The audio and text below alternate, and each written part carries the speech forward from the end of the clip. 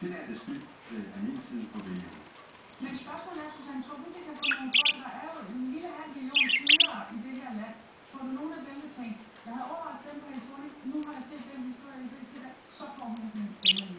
Nej, jeg tror, de gør det for at tjene penge til deres minister, men jeg mener også, at det tror noget af hendes tale, så nu skal hun bruge energi på at skulle forklare. Det er lidt karaktermord. Jeg tror ikke, en mindre konservativ avis, som har gjort det sammen. Altså, det er et eller andet politisk også.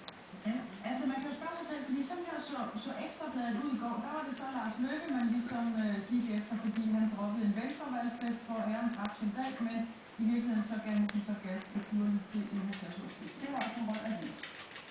Lige præcis, men rød klør og blå.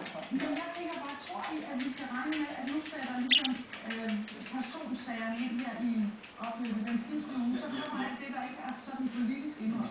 Hvis der ikke kommer noget andet, hvis politikerne kommer med ny politik, så er der jo det at snakke om, men hvis de ikke gør det, altså det er jo en fest, når man udskriver valg for alle medier. For alle medier har det, at de skal have flere seere, de skal have flere lyttere, og folk kaster sig frode over medierne nu, så det er klart, at hvis man kan få noget overkørt, hvis man kan få fat i en anden historie, så er det bare at gøre ud af, så man må sagtens forestille sig, at Så det, de måtte have i skabe og skuffer, det vil de sørge for at komme op frem til forslaget. Det er jo altid bedre i skufferne, så er det nok kommet på begge de her sager. Det er sådan teknikaliteter, hvor alle bliver kraftigt. Vi siger lige Lars Løkke til de sige noget pjat, lige til Helle Thorning til hun er også menneskelig som også, vi falder her til at sætte noget, for noget lige får det rigtigt til de gør det to politikere til venstre, og det er faktisk meget godt det, at hvis vi skal tage det positivt ud det her, så ser vi, at politikere bliver ikke ude, og det er ikke perfekte, de her mennesker, de bliver også fejltænkelser.